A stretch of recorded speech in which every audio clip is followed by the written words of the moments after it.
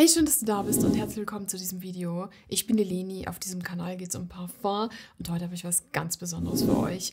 Und zwar war ich vor ein paar Wochen in Mailand und habe dort unter anderem den BISCH und den Marc-Antoine Barrois getroffen.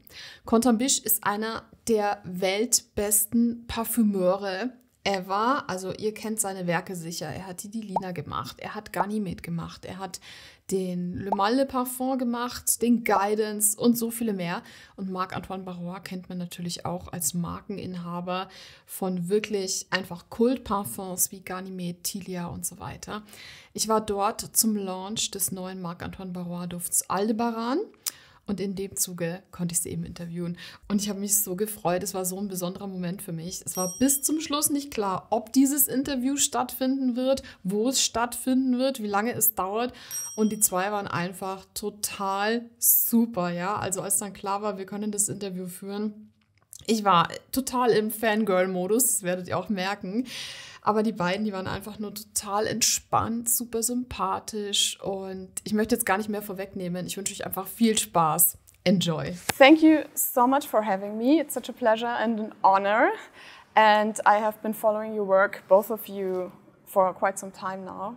And just to start off quite easily, I want to know from you both what's the best part about your job? Well, I think it has changed over the time, but now, basically, I do what I love to do, only what I love to do, and I spend my days creating pieces of art and working with creatives that help me bringing exceptional fragrances, products, installation. So it's just a game, it's just fun. It could be exactly the same answer. I would say that the best part is when you start to create a formula, you never know where you go. You have a blank page and everything is possible. And I love the fact that the blank page will be very soon filled with some raw materials, ingredients, and it's really this moment between the nothing and the everything that I absolutely love. Because everything is possible. So the reason why I'm such a fan of your work especially is because you are not afraid to take risks in your fragrances. And you have done it, in my opinion at least, with different notes that you bring into the focus which weren't that popular before. Like you have done it, in my opinion, with Delina, with the rhubarb and the lychee, which wasn't a thing before. You've done it with Guidance, with the pear and the incense, which was a kind of a new thing. And you're doing it almost with every fragrance that he's creating with you, Marc-Antoine. There isn't anything similar on the market. And I'm so impressed by it because there's a lot of perfumers who take risks, but your success rate in terms of really making them commercially successful is insane compared to other perfumers. Why do you think that is? Oof, that's a tough question. Give the recipe to everyone. Oh la la, I have no idea, you know.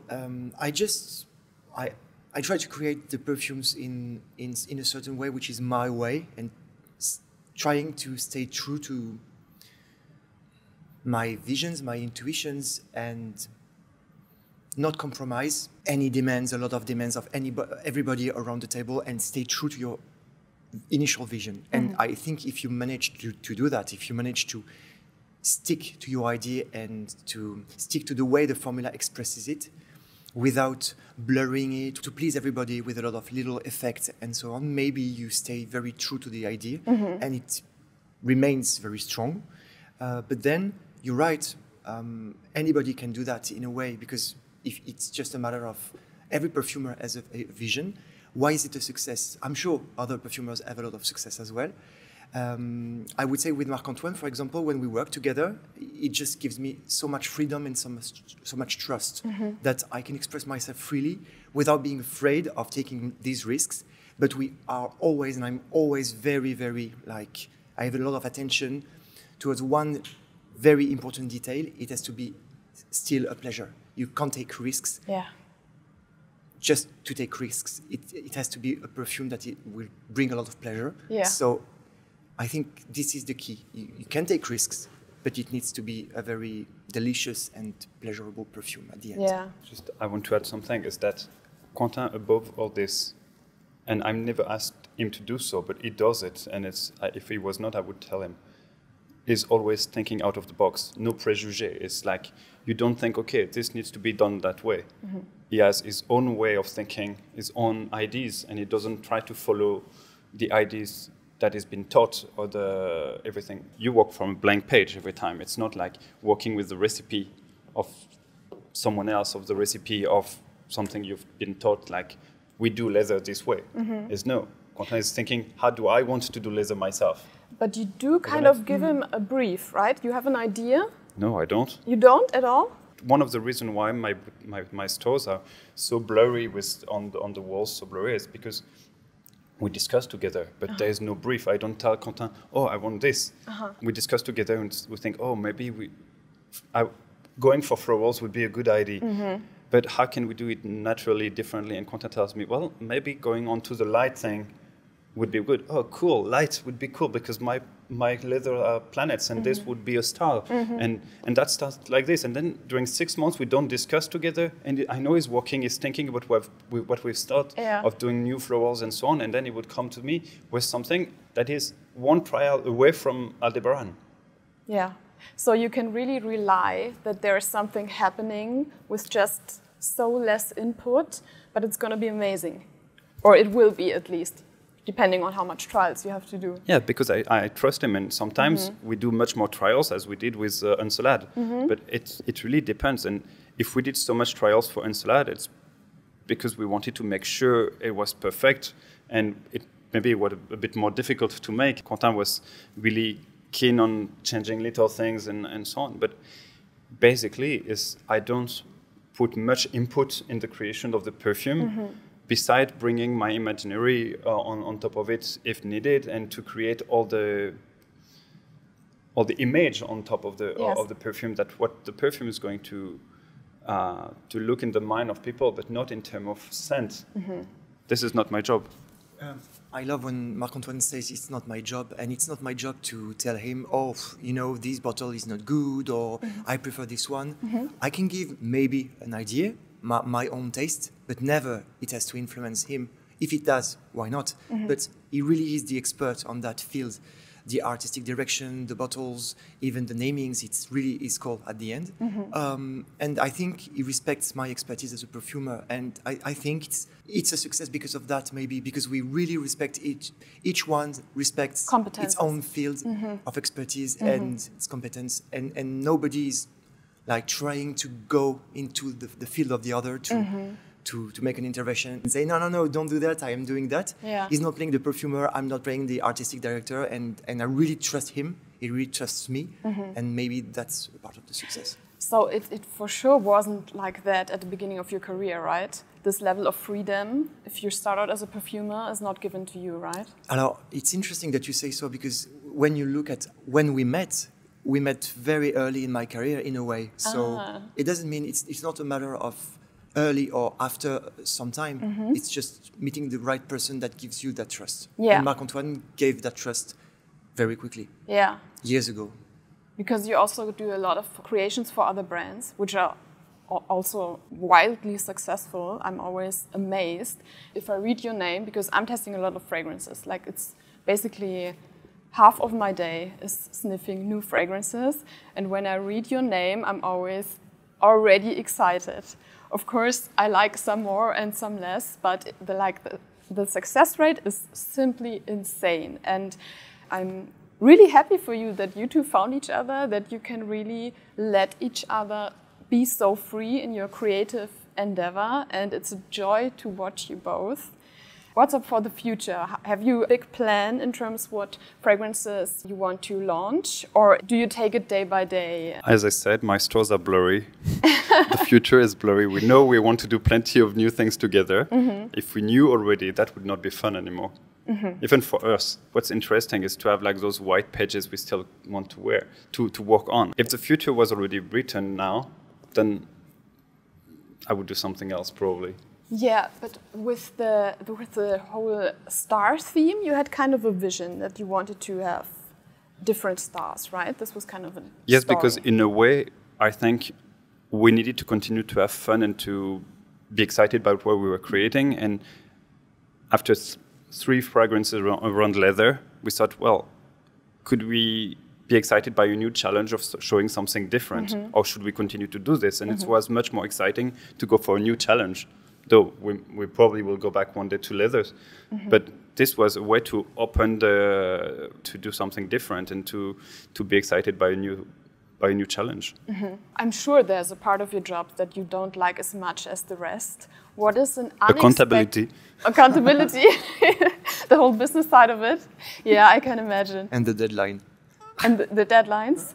Ah, yeah. But do you have deadlines with me?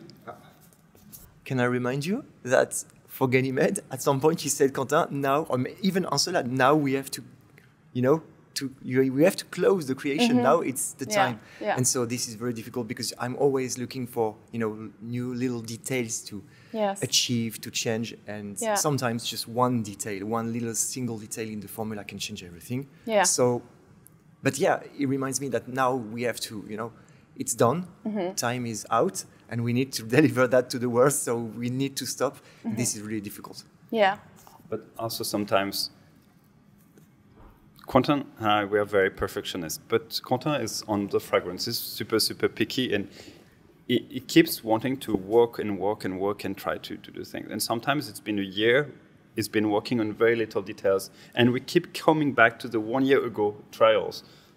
Aldebaran, for example, is 1 year of new trials. It's the Aldebaran is almost a second trial, but there's been hundreds of trials after. We always go back to this one. So at some point, you need to say, okay, 1 year of trials. Maybe the one we had from the beginning is the good one. And the thing about Aldebaran is that he did some trials after it was put in the bottle. So he's absolutely right, and I think it's a good point that you raise.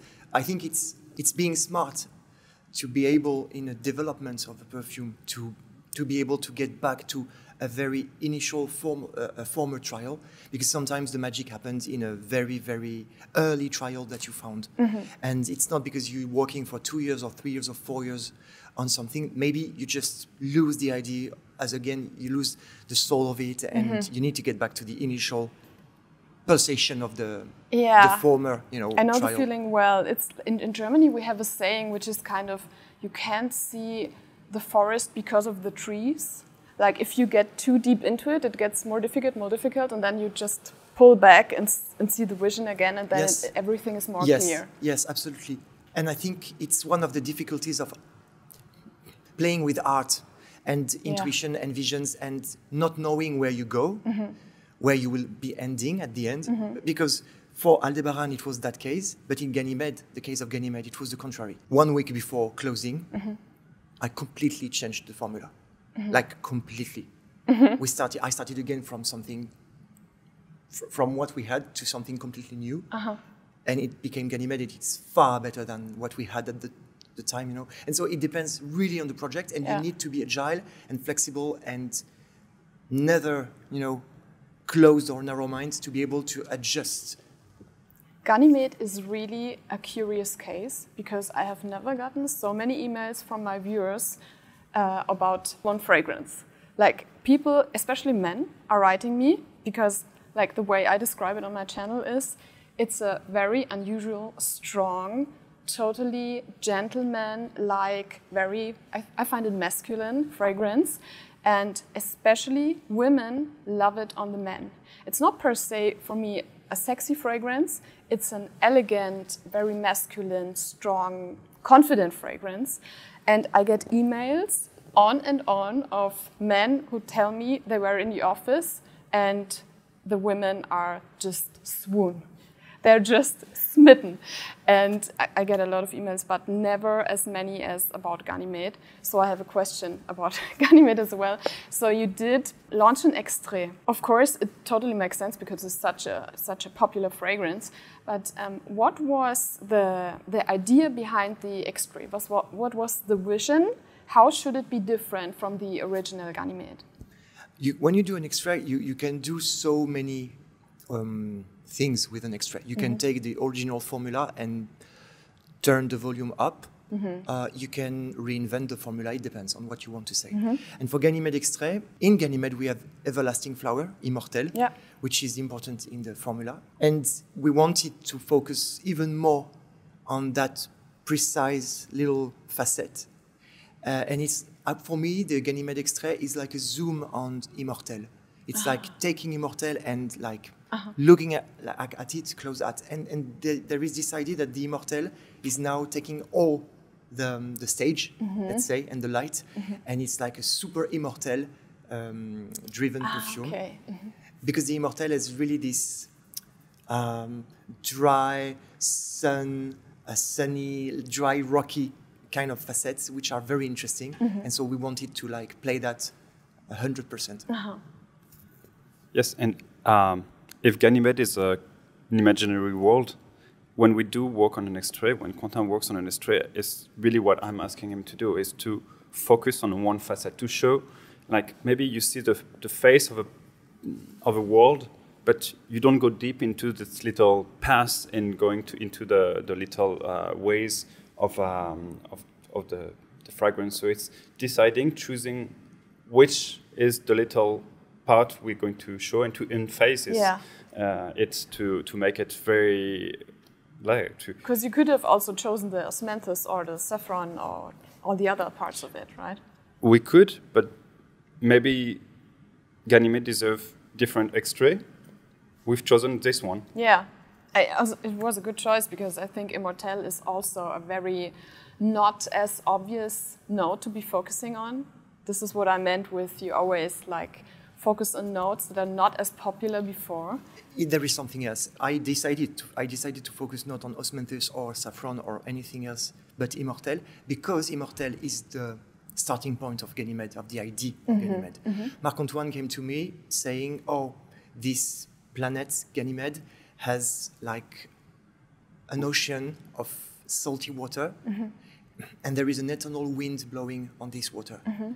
And when he said that, I just pictured in my mind Immortel, because Immortel is a plant that grows in Mediterranean, landscapes, or in Bretagne, in France, or in the Mediterranean area, always on rocks, nearby the sea or the ocean, and it smells salty in a way, spicy and salty. It's associated to these landscapes, mineral, salty landscapes. And so it was very interesting to, as a starting point, to begin the creation of Ganymede on this very idea of Immortel. Because it's kind of the essence. Yes, and so the extrait is just focusing on what was the initial idea, inspiration of Ganymede. So your first fragrances that you launched were basically all about leather. Leather was always in it. How did you decide to focus on this? You didn't? It just happened this way? Yeah, it's just, I wanted to create a leathery fragrance because I love that. Yeah. Marc-Antoine was saying that he loved leathery fragrances, and it was very like fluid and easygoing and meant to be. I don't know. I remember at the beginning, one of the first things, because I love nature and I'm really into ecological, responsible products and so on. So one of the things I asked Quentin very naively was, so should we make a fragrance based on natural things? And Quentin told me, well, if you want, but it's going to be disgusting.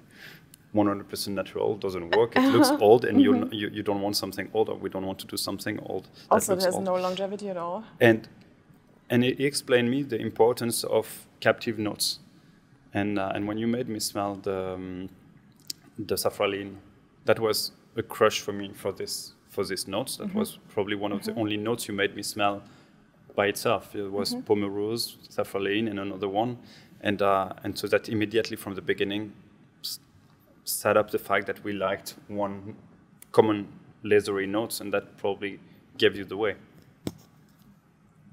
Yeah, I'm also noticing the cactus thing, also the akigala wood is an ingredient that you use often, right? Not that often. Not that often? No, I don't know why, just because maybe it's an exotic name that people don't know and it's quite new. I think I've created maybe 10% or maybe less than 10% far less. Maybe 5% of my perfumery is made with Akigala wood. Yeah, maybe because they don't really understand what's behind it, so it seems kind of mysterious. That, and it's kind of magical because it's, again, an exotic name. You don't know, is it a natural, is it a synthetic? Yeah. So people don't know it's a natural, it's a patchouli, in fact.